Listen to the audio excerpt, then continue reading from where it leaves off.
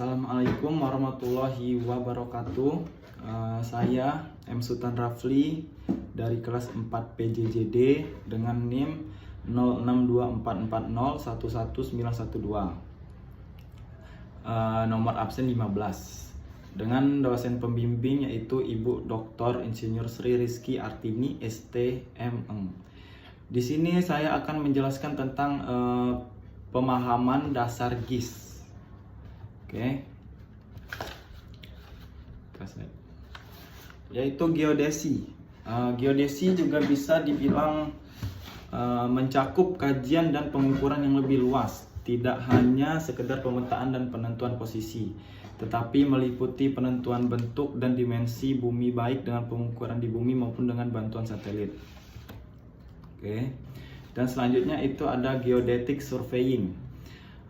Geodetic surveying meliputi penentuan bentuk dan ukuran bumi, medan gravitasi, dan pembuatan jaring kontrol pemetaan yang dikembangkan ilmu astronomi dan penentuan posisi dengan satelit.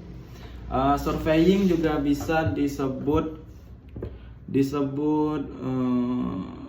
penentuan satelit. Penentuan satelit adalah kita yang membuat objeknya tetapi tidak menyentuh tanahnya atau objek tersebut.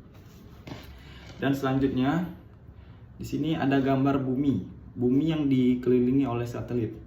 Nah, bumi kita ini dipantau beberapa satelit, yaitu salah satunya satelit penentuan posisi atau bisa disebut juga dengan satelit GPS.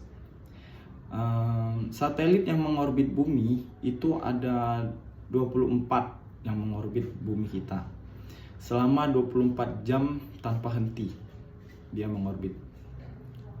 Setelah itu ada juga gambar pesawat. Gambar pesawat ini pesawat di Indonesia itu banyak berterbangan antar provinsi, antar negara dan lain-lain. Sehingga pesawat itu dilengkapi GPS atau receiver GPS. Itu istilahnya receiver GPS. Dan fungsi receiver GPS adalah menangkap sinyal dari satelit di atas bumi yang menentukan jalur pesawat tersebut yang akan disampaikan oleh maskapai pesawat, sehingga jalannya tidak bertabrakan dengan pesawat yang lain dan tidak mengambil jalur pesawat yang lain, sehingga bisa aman dan selamat sampai ke tujuan. Dan berikutnya di bawahnya ini ada gambar contoh gambar satelit dan pembuatan satelit yang dilakukan oleh ilmuwan ya. Dan yang di bawah kanan ada juga gambar pesawat. Ini pesawat yang sedang membuat peta dan dengan cakupan yang luas dengan cara men-scan dari atas pesawat. Dan selanjutnya ada gambar kapal, di mana posisi kapal ini. Nah, kapal ini berada di laut yang luas. Tentunya tidak bisa kelihatan ada kapal lain yang dari arah mana, sehingga kapal ini dilengkapi dengan receiver GPS yang dilengkapi receiver GPS agar bisa menentukan jalurnya dari satelit. Nah, receiver GPS di kapal ini terhubung sinyal ke satelit di luar bumi, sehingga bisa mengontrol jalurnya kapal ini agar tidak bertabrakan dengan kapal yang lain dan jalur yang benar. Dan selanjutnya, seberapa penting posisi, yaitu jembatan. Yang kanan adalah salah, soalnya perletakannya miring dan tidak sesuai dengan standar keamanan jembatan. Ini dikarenakan tidak sesuai dengan koordinasi dari satelit penempatannya, dan dia miring, jadi gambar yang sebelah ini salah ya. Oke, selanjutnya ada gambar teknologi penelitian, teknologi posisi GPS atau GNSS. Terdapat 4 buah satelit dan 1 orbit, yaitu ada di sini ya, ada receiver P dan receiver Q. Nah, itu yang terhubung ke satelit dan menyambungkan ke yang di orbit atau disebut juga bumi. Dan itu ada juga meridian pengamat Key. Nah, meridian pengamat Key adalah garis bujur 0 derajat yang menjadi acuan awal. Jadi acuan awal dan meridian Key, meridian Greenwich juga garis bujur yang menjadi acuan awal juga, mereka sama. Dan intinya 4 satelit itu mengantarkan sinyal ke receiver atau juga receiver itu ya kita yang kalau megang HP buka Google Maps atau Google Earth itu memancarkan sinyal, sehingga kalau kita buka map, buka Google Earth itu bisa kita melihat peta bumi ini yang ada di dalam bumi ini. Oke. Dan juga itu ada X, Z, Y-nya. Terus juga ada ekuator buminya. Oke, selanjutnya itu fotogrametri. Fotogrametri adalah pengukuran dan pemetaan dari foto udara, teknik penginderaan jauh dan interpretasi foto. Itu kita pengukuran membuat peta di bumi dengan wahana pesawat pilot, dengan pesawat yang dikendarai pilot dan tidak ada pilot. Dan juga dilakukan pada siang hari agar semua objek bisa terlihat dengan bantuannya sinar matahari dan menghasilkan foto yang bagus. Seterusnya teknik ini juga menggunakan penginderaan jauh agar kita tidak menyentuh objeknya dan tidak merusak objek yang kita foto tersebut.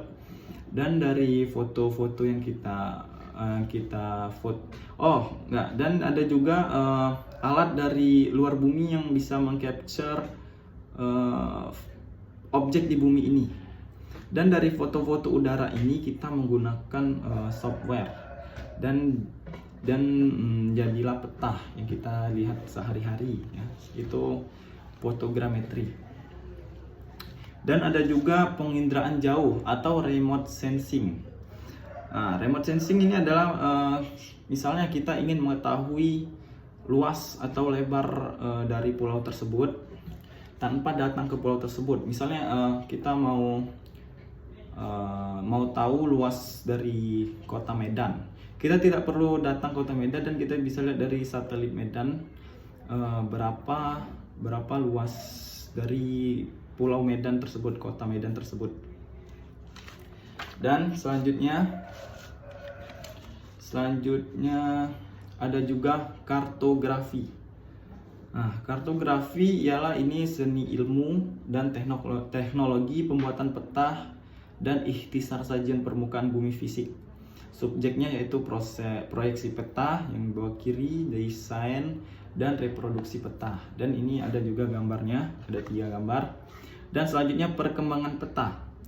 Perkembangan peta, dulu peta disimpan di dalam kertas dan digulung-gulung. Kalau mau disimpan itu bisa membuat peta itu cepat rusak dan gambarnya tidak terlihat jelas lagi. Tetapi sekarang bisa simpan di laptop atau di laptop dan mudah diupdate. Misalnya ada perubahan. Sekarang perkembangan peta. Dulu membuat peta itu tidak mudah. Banyak yang harus dicari dulu, diteliti dulu. Dan sekarang tetapi mudah dengan menggunakan satelit yang bisa dilihat dari atas, dan peta pun mudah untuk dibuat untuk zaman sekarang. Dan selanjutnya ada juga engineering surveying. Engineering surveying itu mencakup pemetaan topografi skala besar sebagai bagian dasar dari desain rekayasa seperti jalan, jembatan, dan bangunan gedung yang ada di bawah ini, yang ada gambarnya. Selanjutnya yaitu peta. Peta yaitu gambaran objek permukaan bumi yang digambar dalam bidang datar dalam skala tertentu, dan tidak boleh sembarangan skala ya. Dan selanjutnya juga ada proyeksi peta. Proyeksi peta ialah ilmu yang mempelajari hubungan antara besar-besaran di atas permukaan bumi atau di bidang lengkung dengan besar-besaran di atas peta atau bidang datar untuk mereduksi distorsi menjadi minimum menggunakan rumus-rumus matematis tertentu. Dan selanjutnya itu ada, nah ini contohnya model bumi sebagai referensi acuan. Contohnya seperti geoid. Geoid yaitu seperti bumi dikosongkan airnya dan dipaksa datar, seperti bumi yang garisnya keriting-keriting itu dipaksa datar. Seterusnya ini permasalahannya itu penyajian bidang lengkung atau bentuk permukaan bumi ke bidang datar atau peta. Bidang lengkung didatarkan akan terjadi distorsi atau perubahan atau pergeseran. Dan selanjutnya ada perubahan atau distorsi tersebut adalah jarak, sudut, dan luas. Dan ini ada contoh gambar hasil pengukuran. Bisa dilihat ini dibuat dari AutoCAD ya, bisa. Dan juga ada garis peta skala besar ke skala kecil. Kita bisa lihat di bawah ini ada 6 macam skala gambarnya. Ada skala 1:10.000, 1:25.000, 1:50.000, skala 1:100.000, 1:200.000, dan 1:500.000. Untuk teknik sipil kita biasanya memakai yang skala 1:10.000 ya. Dan selanjutnya, nah ini ada peta, gambar peta. Syarat dari peta adalah kita harus ada judul atau penis petanya, lokasi-lokasi, dan legenda. Legenda itu adalah upaya dari pembuat peta atau yang pembuat peta untuk berkomunikasi ke usernya atau menggunakannya dengan menjelaskan apa yang ada di dalam peta. Dan selanjutnya ada metadata. Metadata adalah sejarah peta. Sejarah petanya diambil dari mana dan dapat dari mana agar orang tahu ya. Dan di sini ada absis atau koordinat dan ordinat atau koordinat. Absis itu ya sumbu Y dan ordinat itu sumbu X. Dan ada skala peta yang dipakai dan ada arah. Dan selanjutnya ini ada contoh peta. Contoh petanya ini bisa dilihat di sini ya. Peta di sini.